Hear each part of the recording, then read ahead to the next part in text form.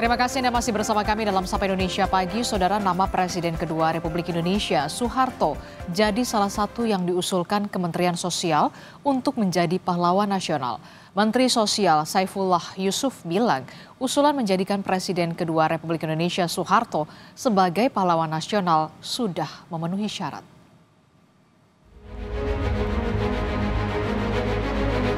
Menteri Sosial Saifullah Yusuf bilang nama Presiden kedua Republik Indonesia, Soeharto, sudah beberapa kali diusulkan menjadi pahlawan nasional.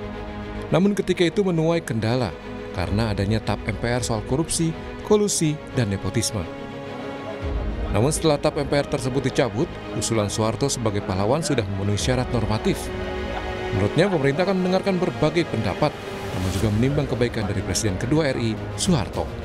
Mengkaji lagi di Kementerian Sosial juga dipastikan lagi lewat beberapa tokoh, mulai dari akademisi, sejarawan, juga kita tokoh-tokoh masyarakat ya, yang bersama-sama mendiskusikan usulan-usulan dari Nah, setelah itu kami nanti akan lanjutkan ke Dewan Gelar. Dewan Gelar nanti akan dikaji lagi dan baru selanjutnya ke Presiden. Nah, dari nama-nama yang ada yang ramai itu adalah tentu di situ ada Pak mantan Presiden Soeharto, ada Gus Dur, gitu, dan tokoh-tokoh lain lah banyak sekali ya. Itu semua memang punya peluang untuk. Usulan Soeharto menjadi pahlawan nasional menuai pro dan kontra. Hal ini ditanggapi Menteri Sekretaris Negara Prasetyo Hadi yang menurutnya wajar memberikan gelar pahlawan kepada mantan presiden sebagai bentuk penghormatan. Kata Mensesnek, jangan selalu melihat kekurangan, namun prestasi mantan presiden juga harus dilihat. Menurut kami, ya, mantan-mantan presiden itu sudah sewajarnya untuk kita mendapatkan penghormatan dari bangsa dan negara kita. Jangan selalu melihat yang kurangnya, kan kita lihat prestasinya.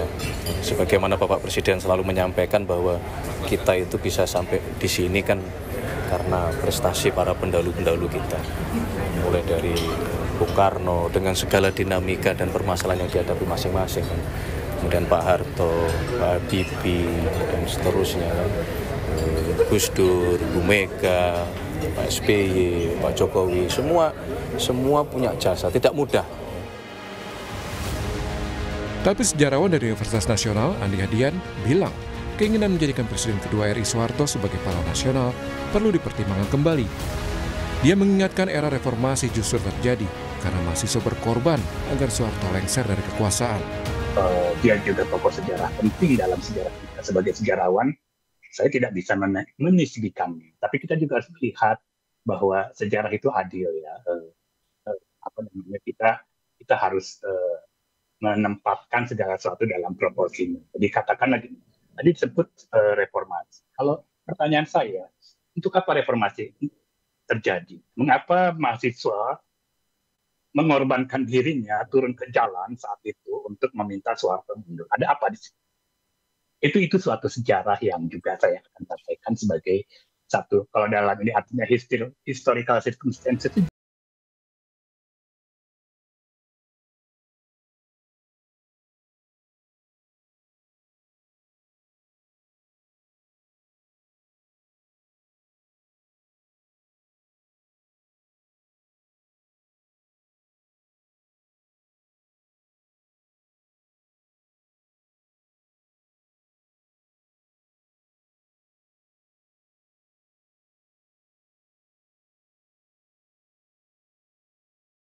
Menjadikan Presiden kedua Republik Indonesia Soeharto sebagai pahlawan nasional, kita akan membahasnya bersama dengan Profesor Riset Purna Bakti, Badan Riset dan Inovasi Nasional, Bapak Asfi Warman Adam. Selamat pagi, Assalamualaikum Pak Asfi.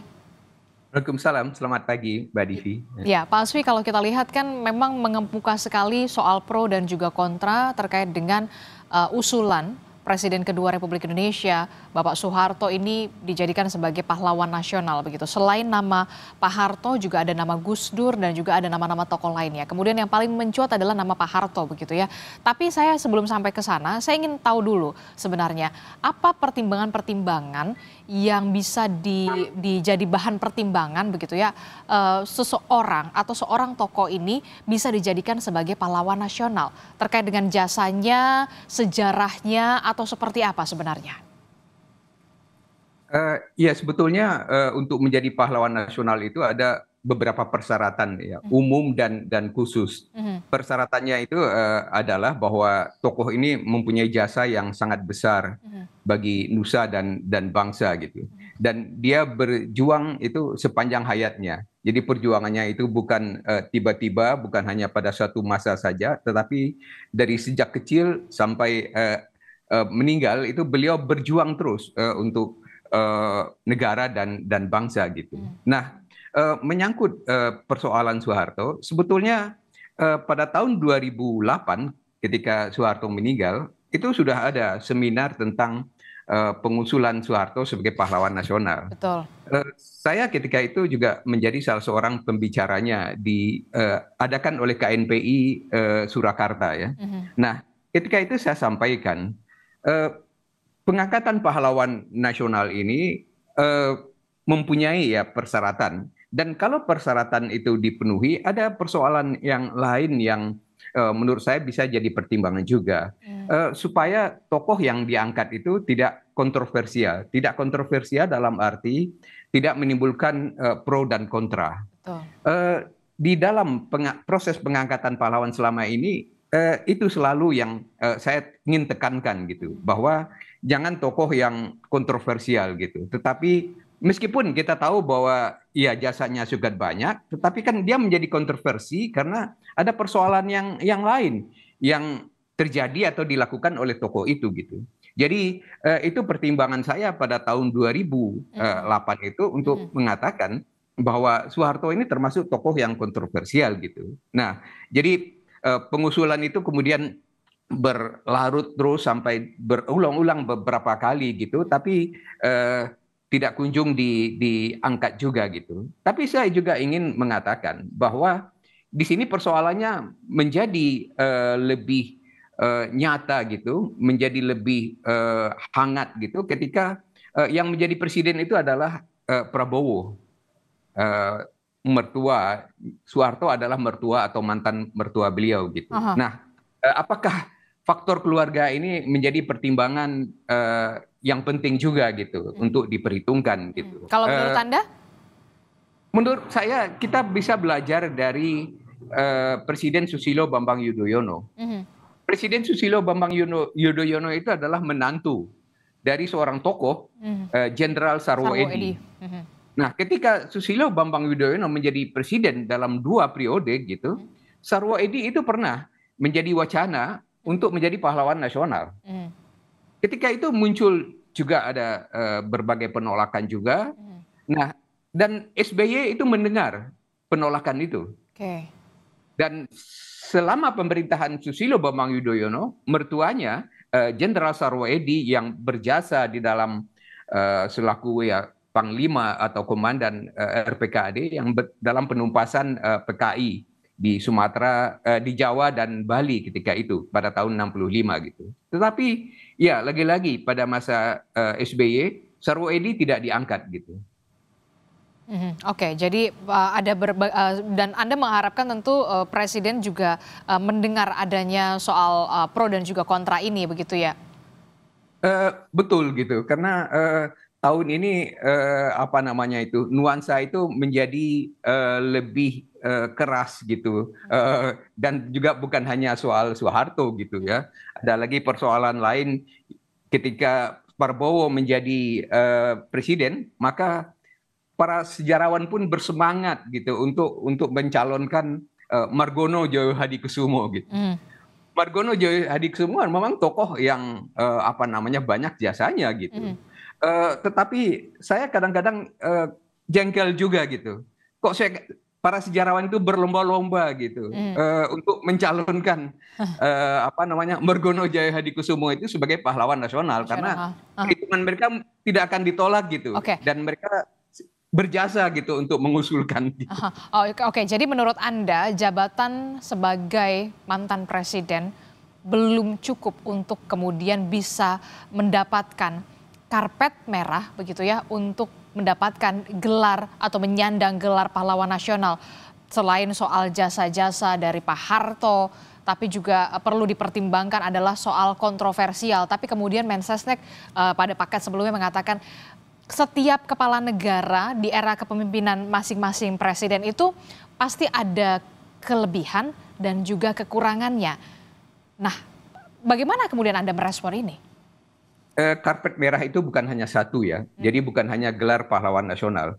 Jadi di Indonesia gelar itu gelar yang tertinggi itu adalah pahlawan nasional gitu. Tapi di bawah gelar itu ada tanda jasa dan bintang kehormatan. Betul. Jadi di bawah pahlawan nasional itu ada bintang namanya bintang Republik Indonesia. Di bawah itu ada 5 kelas dan di bawah bintang Republik Indonesia itu ada bintang Mahaputra. Betul. Itu juga lima kelas ya. 5 kelas itu dalam arti ada Adi Purna, Adi Pradana, Utama, Pratama dan Nararia gitu. Nah, dan di bawah itu ada lagi bintang jasa, kemudian bintang Bayangkara dan bintang lain. Nah, menurut undang-undang ya pada yang dikeluarkan pada tahun 2009, Undang-Undang 20 tahun 2009, itu presiden ketika dia dilantik menjadi presiden, dia otomatis dia akan mendapat 14 bintang kehormatan di bawah pahlawan nasional. Jadi apalagi gitu. Jadi kalau Prabowo dilantik misalnya sekarang menjadi pahlawan menjadi presiden pada bulan Oktober tahun 2024, dia otomatis memperoleh 14 bintang itu. Jadi ada bintang Republik Indonesia Adi Purna, bintang Mahaputra Adi Purna, bintang jasa. Begitupun dengan Pak Harto. Menurut Anda ya bintang Republik Indonesia, bintang Mahaputra belum sampai ke pahlawan nasional. Menurut Anda seperti itu? Ya, satu tingkat itu. Tapi 14 bintang itu sudah dimiliki oleh seorang presiden. Dan juga wakil presiden. Wakil presiden memperoleh 7 bintang. Jadi keduanya itu sudah otomatis dihargai ya. Jadi agak ini juga, belum bertugas, mereka sudah dapat bintang itu. Oke, tapi kalau kita lihat ya kan, sebelumnya kan kita tahu Presiden pertama Indonesia, Pak Karno atau Bung Karno begitu ya, Soekarno, juga baru mendapat gelar pahlawan pada tahun 2012 kalau tidak salah begitu. Nah, apa perbedaannya begitu dengan Pak Harto sama Bung Karno? Kasusnya berbeda gitu. Soekarno itu sudah diangkat menjadi pahlawan proklamator itu pada tahun 86 pada era Orde Baru gitu ya. Tapi kemudian ada permasalahan ketika TAP MPR nomor 33 tahun 67 itu di situ menyebut Soekarno itu membantu upaya untuk membantu gerakan 30 September tahun 65 gitu. Suatu gerakan yang mencoba melakukan kudeta terhadap Soekarno dan anehnya Soekarno dikatakan di situ membantu. Itu di dalam pertimbangan TAP MPRS nomor 33 tahun 67. Nah, TAP itu sudah dinyatakan tidak berlaku lagi, tetapi pertimbangannya itu kan masih ada gitu. Nah, untuk mengatasi ini ketika ada pemikiran untuk melakukan rehabilitasi terhadap Bung Karno, maka Bung Karno diangkat kembali menjadi pahlawan nasional karena pertimbangan ataupun persyaratannya adalah bahwa beliau tidak pernah berkhianat kepada negara dan bangsa gitu. Seorang pahlawan nasional tidak pernah. Nah, itu terpenuhi syarat itu artinya Bung Karno tidak membantu gerakan 30 September, gerakan kudeta yang mencoba mengkudeta dirinya sendiri gitu. Sementara untuk Pak Harto? Untuk Pak Harto ada permasalahannya karena terkait yang pertama itu adalah bahwa ada TAP MPR juga nomor 11 tahun 98. Nah, TAP MPR itu tentang penyelenggaraan negara yang bersih dan bebas dari KKN, korupsi, kolusi dan nepotisme. Di dalam TAP itu nama Soeharto juga disebut gitu.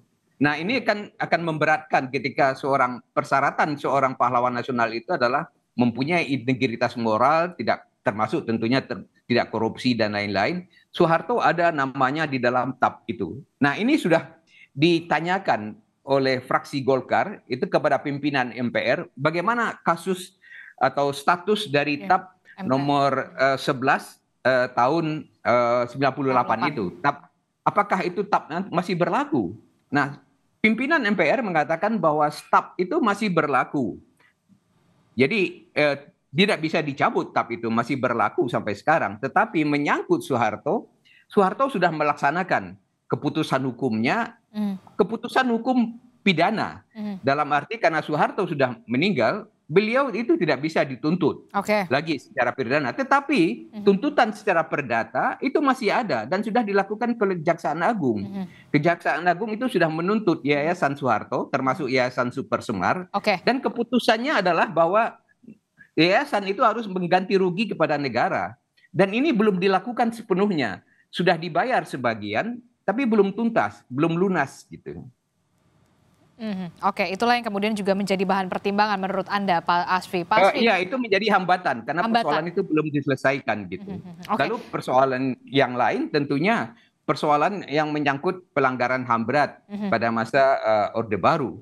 Para korban itu menolak Soeharto menjadi pahlawan nasional. Saya beranggapan kalau tidak bisa diselesaikan secara hukum, persoalan pelanggaran HAM berat ini diselesaikan secara non-yudisial gitu. Non-yudisial artinya kompensasi itu diberikan kepada para korban pelanggaran HAM berat itu. Itu dulu yang diselesaikan gitu. Berarti untuk mendapatkan gelar pahlawan nasional bukan hanya soal jasa-jasanya saja kepada negara, berbakti, mengabdi kepada negara, tapi juga ada berbagai macam pertimbangan. Salah satunya mungkin ungkapannya adalah soal bangsa yang baik adalah bangsa yang menghargai sejarahnya.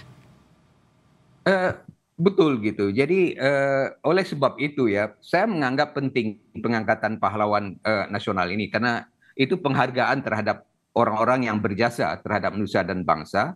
Tetapi juga menjadi persoalan ketika ya akan menimbulkan kontroversi di tengah masyarakat gitu. Ada yang pro dan kontra dan lebih lebih bijaksana itu mengangkat orang yang memang betul banyak jasanya, tetapi sangat sedikit ya kontroversinya gitu. Jadi lebih banyak jasanya dibandingkan dengan kontroversialnya begitu ya? Kalau menurut Anda? Iya, tidak menimbulkan masalah gitu. Jadi saya misalnya menyebut nama Jenderal Polisi Hugeng misalnya, itu sangat-sangat banyak jasanya untuk pemberantasan korupsi gitu, untuk menjadi teladan bagi bukan hanya bagi polisi, tapi bagi seluruh aparatur negara gitu. Tokoh seperti itu yang layak diangkat dan tidak menimbulkan kontroversi.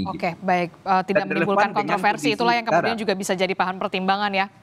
Baik, terima kasih. Betul, dan sangat relevan dengan kondisi sekarang. Gitu. Baik. Terima kasih Profesor Riset Purna Bakti Badan Riset dan Inovasi Nasional, Pak Asfi Warman Adam telah bergabung bersama kami. Sehat selalu Bapak. Assalamualaikum, selamat pagi.